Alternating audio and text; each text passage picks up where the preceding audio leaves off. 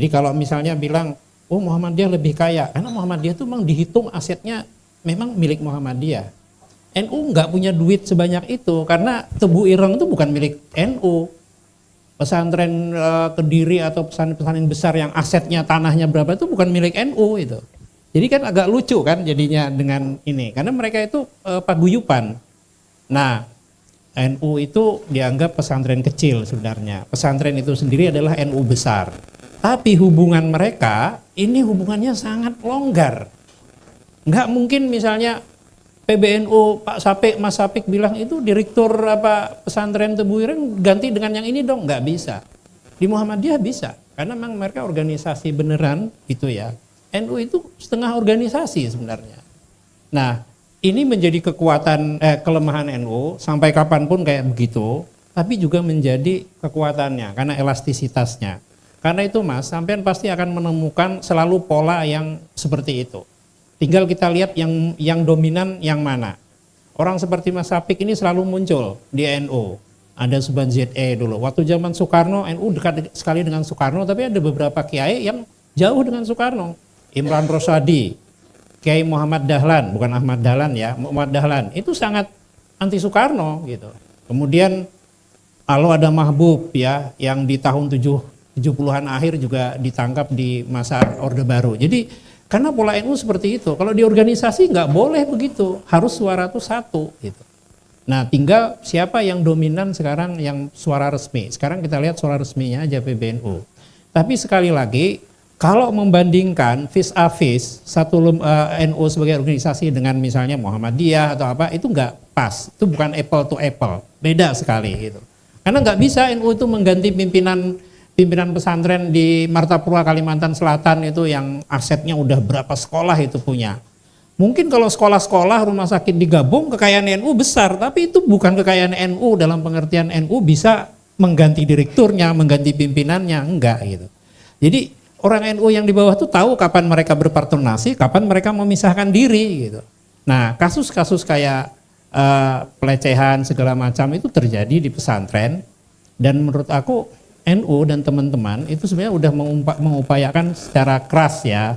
Misalnya soal pelecehan, NU punya yang namanya Satgas anti pelecehan pesantren segala macam. Tapi sekali lagi mereka nggak memiliki otoritas untuk memecat misalnya apa, nggak punya.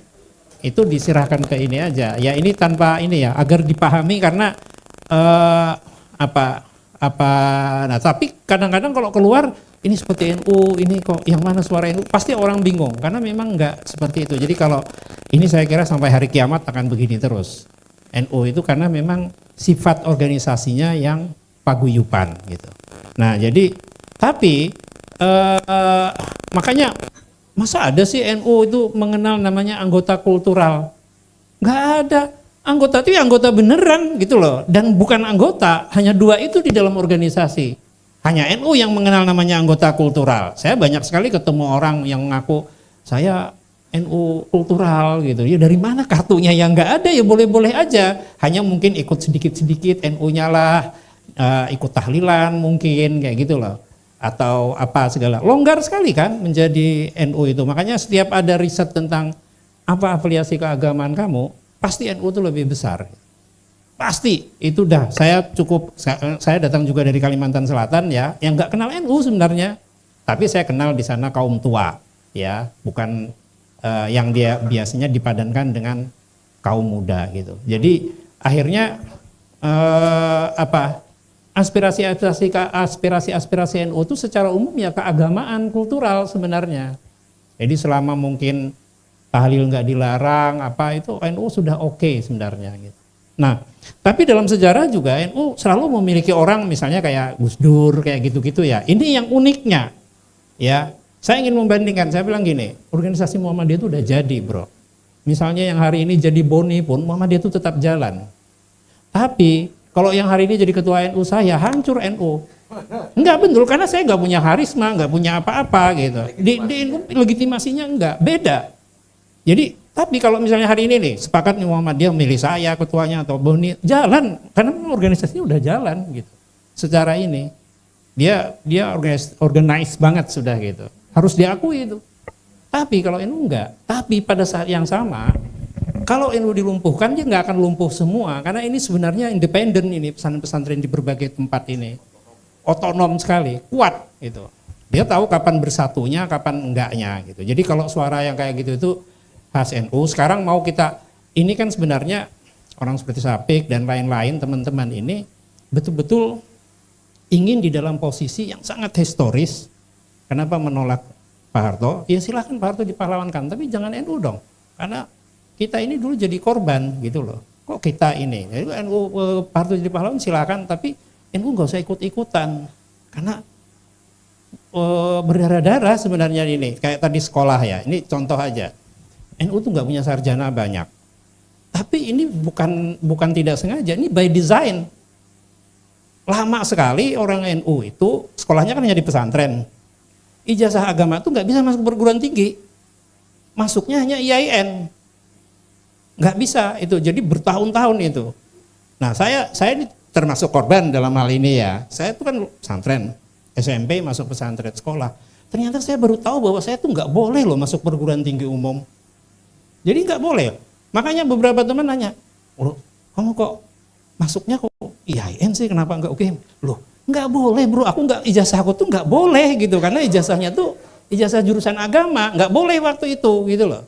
Nah yang kedua, ijazah pesantren itu kan tidak diakui, jadi nggak bisa masuk perguruan tinggi umum. Gitu. Makanya Cak Nur ngomong, sampai tahun 70-an aja NU itu nggak punya sarjana, punya hanya 1-2 orang namanya Zamroni, itu pun BA, bukan dokter Andes, gitu loh. Karena ini konkret gitu loh, di situnya itu udah dicegat gitu. Jadi bagaimana sumber daya ini? Nah sekarang kan kita lihat setelah reformasi kan luar biasa itu NU itu sarjananya. Jadi nuansa NU itu sekarang luar biasa, banyak sekali loh yang alumni ini alumni itu yang mengatakan saya itu NU gitu. Yang dulu nggak dibuka di zaman Orde Baru gitu. Anak-anak pesantren yang masuk perguruan tinggi itu luar biasa banyak karena dulu bisa gitu. Saya juga kalau saya ada kesempatan dulu masuk ini kemungkinan besar masuk loh saya pikir. Tapi karena dari awal nggak boleh kan nggak bisa gitu. Nah generasi saya itu sampai kira-kira 5 tahun ke belakang itu ya sampai awal-awal inilah itu nggak boleh mas masuk perguruan tinggi umum, bolehnya hanya di IAIN itulah. Jadi itu kan kebijakan yang mungkin nggak pernah kita sadari bahwa dalam jangka panjang NU itu nggak memiliki sumber daya yang bagus gitu, ketinggalan jauh dari yang lain-lain gitu. Nah ini yang lain. Tapi sekali lagi penting dipahami bahwa meskipun begitu ya. Saya tetap ingin mendorong, yang kedua begini, sebenarnya pesantren itu banyak sekali berubah dibanding 10-20 tahun yang lalu gitu. Sangat berubah, mungkin ada dari Gus Dur segala macam gitu. Kalau pelatihan di pesantren-pesantren itu kan luar biasa ya. Kalau dulu dipertanyakan, misalnya bikin cerpen itu hukumnya apa? Loh, ditanyakan kenapa? Loh karena kan itu mengarang cerita dan berbohong kan, itu cerita nyata enggak? Enggak, berarti bohong kan? Itu dipertanyakan dulu, bayangin kalau dulu ada seperti itu ya pertanyaan. Nah, tapi itu sekarang udah lewat sangat jauh lah ya bagaimana perubahan di pesantren itu sekarang nggak seperti dulu. Jadi terus berubah dan mungkin kita nggak sadar bahwa perubahan-perubahannya itu banyak juga membawa perubahan pada lingkungan sekitar gitu. Meski demikian tetap saja harus ada kritiknya. Ketiga, NU itu feodal nggak? Feodal banget. Saya ingin katakan bahwa seluruh organisasi atau kelompok yang menghubungkan dirinya dengan keagamaan dengan sendirinya feodal. Tinggal derajatnya beda-beda. Mau Katolik, mau dia feodal. Karena memang yang namanya organisasi keagamaan itu di dalam dirinya feodal. Dalam konteks hubungan patronase itu ya, nggak mungkin kan melawan imam ke pimpinan. Tapi dalam konteks feodalisme yang tanah itu lain sebenarnya. Nah di sini kita mau ngomong, feodalisme di NU itu berbahaya buat orang NU. Tapi Anda nggak perlu kalau nggak suka NU keluar aja. Tapi feodalisme yang berbahaya itu di perguruan tinggi dan di pemerintahan. Feodalisme itu yang berbahaya, nggak pernah kita persoalkan. Saya tanya teman UGM, itu gimana sih si ini kok gini. Kritik dong, kan kalian keras keluar. Nggak enak bro, senior ya. Feodal itu bro, di perguruan tinggi itu. Betul. Di perguruan tinggi itu. Satu lagi misalnya di pemerintahan. Di orang-orang dari luar negeri datang, dia ahli fisika atau apa. Ketika masuk di pemerintahan kan tidak langsung dipekerjakan seperti itu. Suruh ngetik dulu. Bahkan ada yang bilang suruh beli rokok dulu loh. Padahal yang nyuruhnya hanya karena dia lebih senior. Ini dari luar negeri loh, alumni ini. Kan gitu. Itu apa dasarnya? Feudalisme itu. Dan itu lebih berbahaya. Feudalisme di pemerintahan, feudalisme di perguruan tinggi. Feudalisme di NU berbahaya tapi buat mereka aja. Kalau kalian nggak suka, nggak usah ini. Jadi pesantren seperti itu. Dan pesantren yang berubah menjadi jauh lebih egaliter, jauh juga lebih banyak. Gitu. Ya oke, itu.